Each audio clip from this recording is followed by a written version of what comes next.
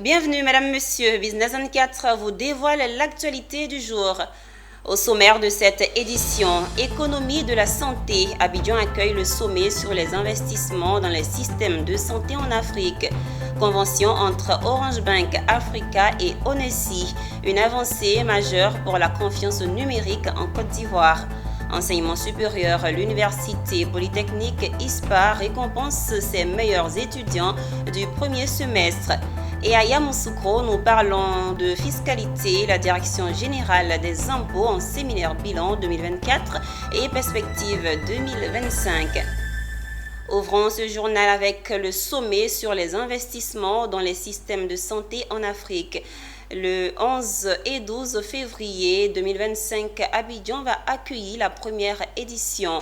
Objectif, promouvoir l'investissement dans le secteur de la santé et démontrer sa place dans le développement économique du continent. Le thème central, la santé, catalyseur de l'industrie du sport en Afrique. Walter Kofi et Richard Akeke nous en parlent. Avec une approche trop souvent sociale et humanitaire, le secteur de la santé en Afrique est un domaine encore sous-estimé et mal financé par rapport à d'autres secteurs économiques. Un constat que Laetitia Makita Ngadji, CEO du cabinet Siemens Africa, entend corriger. Sa solution, un sommet sur l'investissement dans les systèmes de santé dénommé le CISA, qui se tiendra les 11 et 12 février 2025 à Abidjan. Les chiffres sont très parlants. Si on parle aujourd'hui du marché de la santé et du bien-être qui est estimé aux alentours de 3 500 milliards, vraiment aux alentours, celui de la santé en Afrique, y compris le Moyen-Orient, se résume à environ 100 milliards de dollars. Donc autant dire qu'il est inexistant en l'état actuel des choses. Entre-temps, l'Afrique est quand même le continent qui porte la plus grosse charge de malades. Ça paraît un peu paradoxal de ne pas avoir ces systèmes de santé qui soient développés sur le continent. L'objectif, c'est vraiment justement aller vers ces investisseurs et les emmener à investir dans ce domaine. Pour Laetitia Makita Ngadji, la santé ne se limite pas qu'à la prestation des soins médicaux. Elle englobe un large éventail d'activités économiques allant de la formation à la recherche médicale.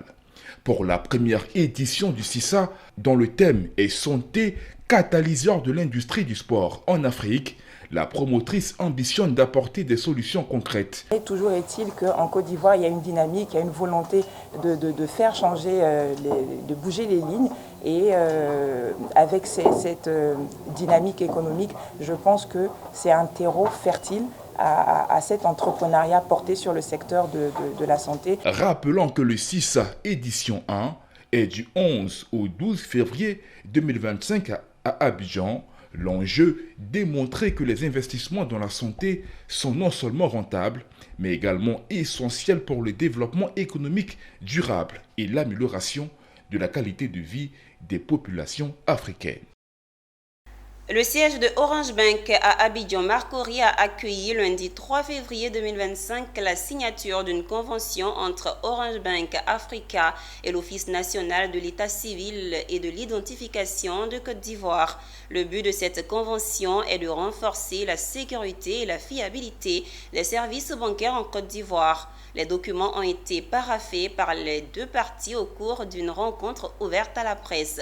Nos reporters Pierre Tebeu et Marie Seri reviennent sur le contenu de cette convention dans ce reportage.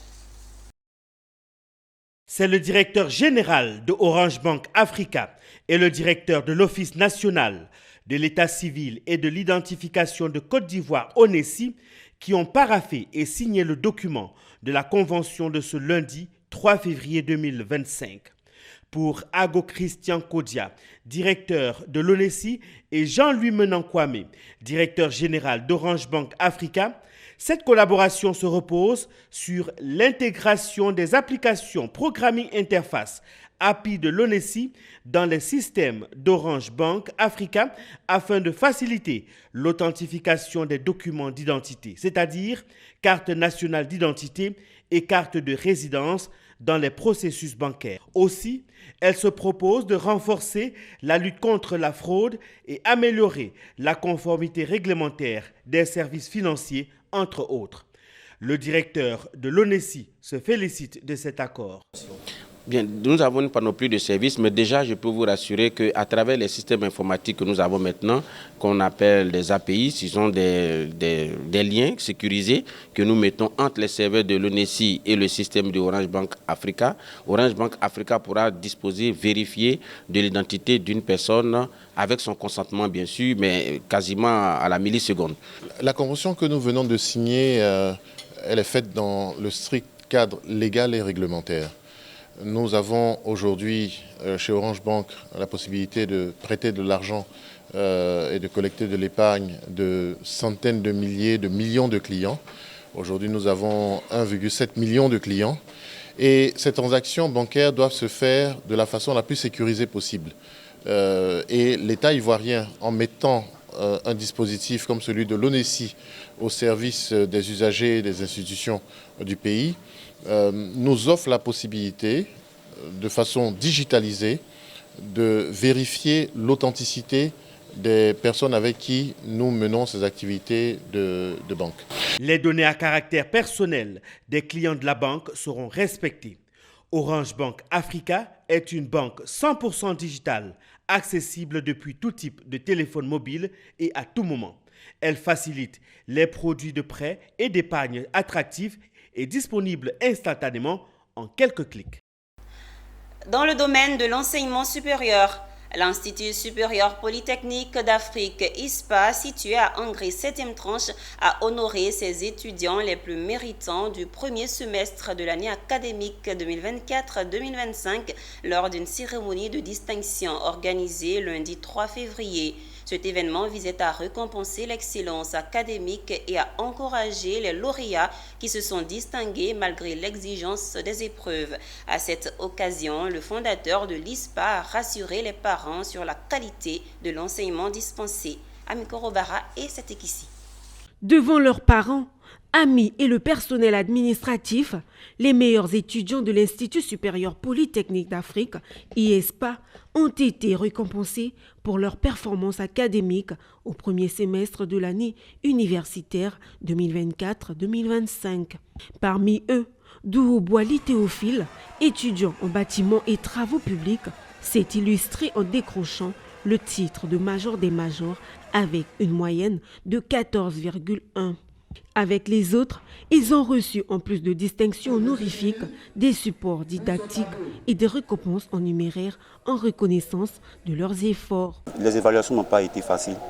Je suis nouveau dans cette école, donc s'intégrer était difficile pour moi, mais j'ai eu des amis qui m'ont encouragé, qui m'ont soutenu durant ce parcours-là. Notre fils, mon fils, a été l'un des meilleurs, a été le meilleur des meilleurs. Et en ce sens, d'abord, je dis merci à Dieu. Je remercie aussi tout l'encadrement de l'université. À l'ISPA, rigueur, discipline et excellence sont les valeurs enseignées à l'image des écoles polytechniques. Fort de son expérience en Occident, notamment au Canada, le fondateur Nedro Serge, économiste et président de la Chambre de commerce canado-africaine, ambitionne de former une élite scientifique et technique capable de répondre aux défis du développement en Afrique.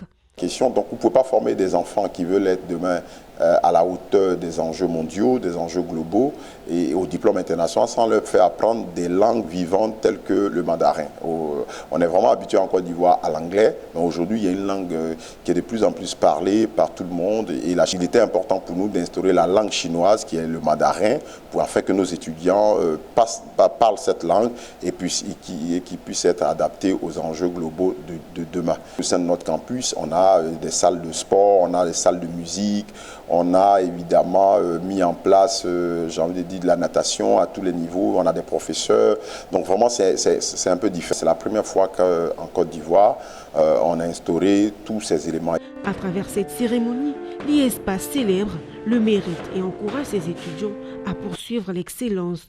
Une initiative qui témoigne de l'engagement de l'établissement à offrir un enseignement de qualité aligné sur les standards internationaux. Ouvrons un chapitre sur l'environnement.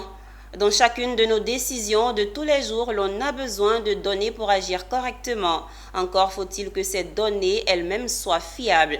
Dans cet élément que nous vous proposons, il s'agira de fiabilité de données.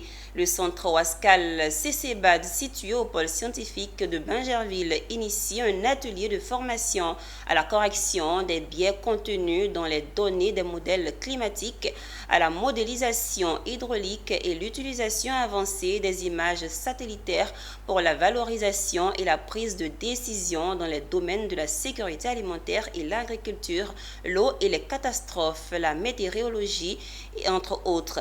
Issa Badini et Ezekiel Siri ont assisté au démarrage des travaux. Suivez. Ils sont une cinquantaine des praticiens ivoiriens et du reste du continent, professionnels des données environnementales. Ici, dans cette salle du Ouaskal CCBAD, il est question de formation aux méthodes de correction des biais contenus dans les données climatiques, hydrologiques et agronomiques pour soutenir, selon les premiers responsables du centre, les politiques d'adaptation, de planification et de réduction des risques et catastrophes. À l'ouverture des travaux, le directeur du Ouaskal s'est voulu très clair sur les enjeux de l'atelier. Pour que la décision qu'on va prendre demain soit la meilleure, il faudrait que la donnée elle-même soit bonne. Eh bien, aujourd'hui, nous avons des appareils que nous recevons à chaque instant, que nous installons sur le terrain. Mais ces appareils nous envoient des données. Est-ce que ces données sont toujours bonnes? Eh bien, c'est pour cela que nous sommes réunis ici ce matin, pour apprendre aux gens que ce que nous recevons toujours n'est pas de l'or. Il va falloir qu'on lave. Comme nous le voyons bien, l'or lui-même s'extrait de la boue. Il faut qu'on lave ces données pour pouvoir sortir la partie essentielle. Des données fiables pour des décisions justes. Au ministère de l'Enseignement supérieur et de la Recherche scientifique, on ne rêve que de cela. Vous avez vu dans le titre, l'atelier porte sur la correction, formation à la correction des biais. Et nous sommes un pays, pendant longtemps on a dit qu'on avait une économie basée sur l'agriculture. Et vous comprenez que tout ce qui touche aux données climatiques, aux données agronomiques doivent être de qualité pour que les décisions qui vont être prises pour pousser ce système devant soient les décisions qu'il faut. Et pour ça, on doit travailler sur la base des données correctes, des données de qualité. La sécurité alimentaire et l'agriculture, l'eau et les catastrophes, la météorologie et le climat, l'utilisation des terres, les zones côtières et la gestion des forêts, l'aménagement du territoire. Ce sont là les domaines qui intéressent ces chercheurs en atelier sur la formation à la correction des biais contenus dans les données. L'atelier qui ouvre ainsi ses portes les refermera dans 4 jours. Restons dans le cadre de l'environnement. Dans le souci de créer des synergies pour renforcer la santé des plantes, le Centre d'excellence régional WAVE pour les phytopathogènes transfrontaliers organise du 4 au 5 février à Abidjan une réunion sur la santé de la plante intitulée One Health ou encore Une seule santé. Une réunion à 3 objectifs, entre autres, réfléchir et développer des voies synergiques avec les plantes d'action à court, moyen et long terme. Alan Itoua et Ayouba Doumbia. À l'occasion de cette rencontre de haut niveau, dont le thème est « Créer des synergies pour renforcer la santé des plantes dans l'approche One Health », c'est-à-dire une seule santé. En utilisant les maladies virales du manioc comme modèle, le Centre d'excellence régional WAVE pour les phytopathogènes transfrontaliers et ses partenaires ont démontré le pouvoir de la coordination et de l'harmonisation pour développer de solides systèmes sur la santé des plantes. On parle d'une seule santé parce que les humains se nourrissent des plantes et des animaux. Et donc si quelque part il y a une maladie au sein de cette trilogie-là, eh bien, ça peut rejaillir sur tout le monde, aussi bien les humains que les animaux et les plantes.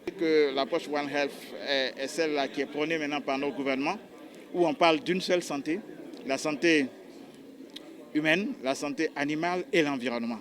Et l'environnement est englobé avec la santé des plantes. Disons, la santé des plantes est incluse dans l'environnement, ce qui ne devrait pas être fait. Et nous militons pour que la santé des plantes soit un pilier à part entière de l'approche One Health. Cette réunion vient à point nommé puisque nous savons très bien que la santé des plantes est un enjeu également de santé publique pour le monde entier, également pour notre région. Et il était tout à fait indiqué que nous organisions cette réunion pour profiter des compétences et des expertises de toutes les organisations qui luttent contre les ennemis des cultures dans la région depuis déjà plusieurs années. Sachez que depuis novembre 2023, WAVE a étendu ses activités à la banane, un autre aliment de base important dans la région.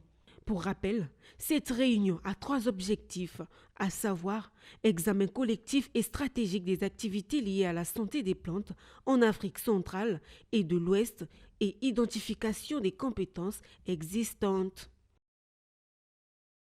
La Côte d'Ivoire a accueilli la 29e réunion des membres du Fonds carbone du partenariat pour le carbone forestier. Après cette rencontre, une visite de terrain a été organisée dans la région de San Pedro. Les détails avec Abel Kwao et Eunice Bogou.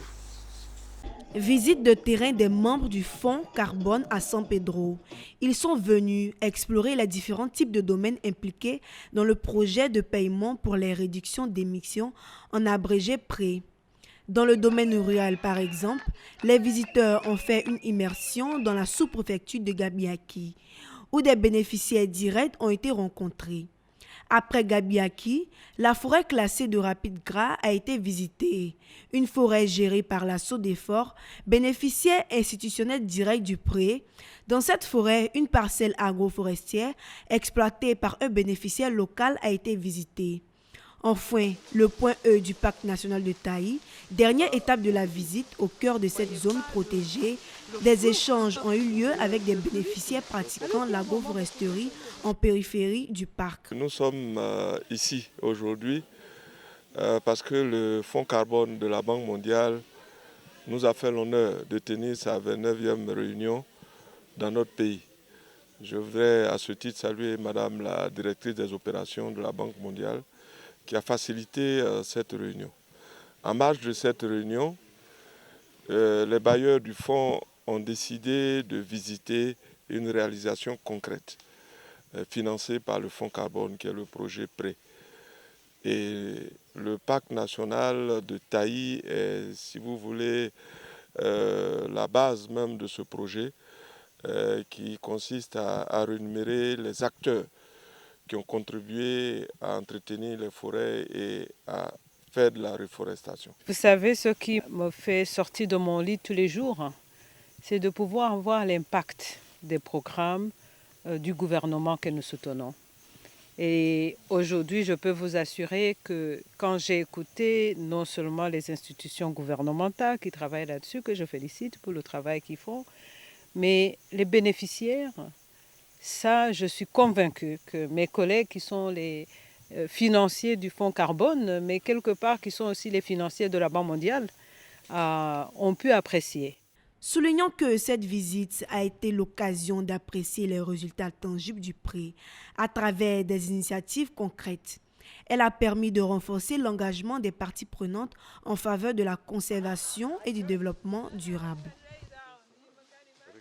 Progressons en région. Le séminaire bilan 2024 et perspectives 2025 de la Direction générale des impôts s'est tenu à Yamoussoukro, ouvert par le ministre en charge des Finances. Cet événement vise à évaluer les performances fiscales de l'année précédente et à définir les orientations futures. Le thème de cette année, axé sur la modernisation de l'administration fiscale, met en lumière la nécessité d'adapter les méthodes pour augmenter les recettes intérieures malgré une croissance de 6,1% en 2024. Charles Kwaku dans un commentaire de Rebecca Silla. Le 31 janvier 2025 à Yamoussoukro, Monsieur le ministre des Finances et du Budget a ouvert ce jour le séminaire bilan 2024 et perspectives 2025 de la Direction générale des impôts, soulignant l'importance cruciale de cet événement pour l'administration fiscale ivoirienne. Ce séminaire, devenu une tradition, représente une occasion privilégiée pour faire le point sur les performances de l'année précédente et définir les orientations pour l'avenir. L'objectif de nos assises pendant ces 2 jours, c'est vraiment de décortiquer notre activité au cours de l'année 2024. Décortiquer, c'est-à-dire aller en profondeur.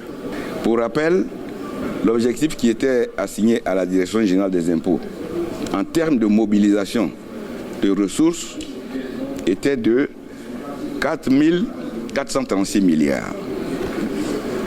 À fin décembre 2024, la Direction générale des impôts a réalisé 4 249 milliards. Il y a donc un écart négatif de 187 milliards. Et l'objectif qui nous a été assigné par le gouvernement au titre de l'année 2025 est de 5 191 milliards. Le ministre a félicité les équipes pour leurs efforts tout en appelant à redoubler d'efforts pour 2025 avec un objectif ambitieux de 5 191 milliards de francs CFA. Il a aussi insisté sur la nécessité de renforcer le système fiscal et d'élargir l'assiette fiscale, en particulier en ce qui concerne l'impôt foncier et les impôts professionnels. Et ce que nous venons de voir, notamment les drones, participent justement des efforts à faire pour 2025. Il faudrait que ces drones-là puissent permettre d'identifier de façon très précise ceux des contribuables qui font des sous-déclarations en lien avec la réalité du terrain. Donc les drones vont permettre de doter en fait la DGI d'instruments nouveaux pour lui permettre d'atteindre les objectifs qui sont assignés pour 2025 en termes d'élargissement de l'assiette fiscale, mais également en termes de facilitation du travail des agents. Ce séminaire promet d'être un moment clé pour la réflexion et l'innovation au sein de l'administration fiscale, avec l'espoir d'une Côte d'Ivoire toujours plus prospère. La ville de Ferkessédougou au cœur des énergies renouvelables. Le ministre des Mines, du Pétrole et de l'Énergie, Mamadou Sangafoa Coulibaly, a procédé à la pose de la première pierre de la centrale solaire de Ferké Sokoro 2. Ce projet d'envergure va générer plus de 600 emplois. Coût global, 41 milliards de francs CFA. Le compte rendu de Daouda Ouattara. Dans 10 mois, sur cet espace de 70 hectares, se trouvera installé 70 000 panneaux solaires photovoltaïques reliant entre eux pour capter l'énergie du soleil et l'injecter dans le réseau national afin d'alimenter les foyers, écoles, hôpitaux, commerces. Cette centrale solaire dénommée Ferké Solar sera réalisée par PEFO pour un coût global de 41 milliards de francs CFA, d'une puissance de 52 MW, permettant de générer plus de 6 000 emplois. Un projet qui incarne la vision du président de la République, son Excellence M. Alassane Ouattara, d'inscrire la Côte d'Ivoire sur le chemin d'une croissance dynamique, en prenant en compte les impératifs, mais aussi les opportunités du développement durable. Offrir à toutes les populations une énergie de bonne qualité et à moindre coût. Ce projet répond à cette autre ambition de réduire la part des énergies fossiles afin de porter celle des énergies renouvelables. Mamadou Sangafoa Coulibaly, ministre des Mines, du Pétrole et de l'Énergie, a au nom du gouvernement ivoirien posé la première pierre de cette centrale solaire avant de rendre un vibrant hommage au président de la République, son Excellence, M. Alassane Ouattara. D'ici 2030, dans le pipe, nous avons pour près de plus de 600 MW d'énergie solaire. Rien que l'énergie solaire, ça se va compter à peu près pour 9% de notre production d'énergie renouvelable, ce qui nous permettra d'atteindre les 45%. Ce qui est important de souligner, c'est que la plupart de ces centrales pour lesquelles nous avons déjà signé des conventions et d'autres sont en cours de négociation, sont des centrales qui seront financées directement par des ressources privées. A annoncé le lancement d'une douzaine de projets solaires de cette nature à travers le pays pour une capacité totale de 678 MW. À Diokwe, l'inspection de l'enseignement préscolaire et primaire Diokwe 2 a organisé une journée socio-culturelle mémorable. Une journée qui a connu un franc succès grâce à la mobilisation des enseignants, élèves et parents d'élèves qui ont effectué le déplacement au terrain du village de Guy-Trison. Le reportage de Théodore Kanga.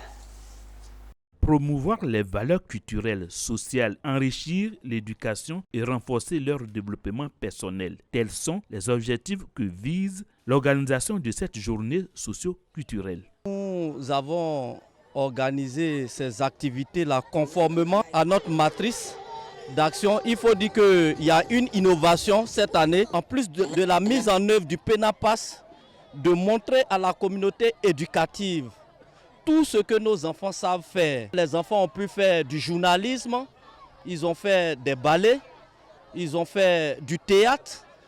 Tout cela, c'est pour montrer à nos parents que, en plus de tout ce qui se fait en classe, les enfants ont d'autres talents cachés. Au cours de cette journée, les écoliers ont été sensibilisés sur plusieurs thématiques et surtout l'importance de la lecture et la poésie. Les écoliers venus des différents établissements et secteurs ont fait montre de leur talent. Des sketchs ont mis en lumière les thèmes tels que la lutte contre le paludisme et la promotion de la scolarisation de la jeune fille. C'est ni le soleil qui donne le paludisme, ni les médicaments de la rue qui guérissent le paludisme. Ces moments ont suscité l'attention et l'engagement des parents d'élèves. Occasion pour Eba Kwadjo, secrétaire général de la DRENA, représentant le directeur régional de l'éducation nationale, de saluer l'initiative des responsables de l'inspection Djokwe 2 pour la qualité de l'organisation. Cette journée socio-culturelle a été un véritable succès. L'inspection de l'enseignement préscolaire et primaire a ainsi réussi à allier l'apprentissage et le divertissement dans un cadre propice à l'épanouissement des enfants. Et en bref, pour terminer cette édition, la Banque africaine de développement BAD a récemment proposé un nouveau modèle monétaire adossé aux minéraux critiques africains pour soutenir la transition énergétique du continent. Ce mécanisme vise à atténuer les risques de volatilité des devises et à stabiliser les flux d'investissement en créant une monnaie non circulante appelée unité de compte africaine, soutenue par un panier diversifié de produits de base essentiels. C'est tout pour l'actualité du jour, mais les programmes se poursuivent sur la télé utile. Restez fidèles.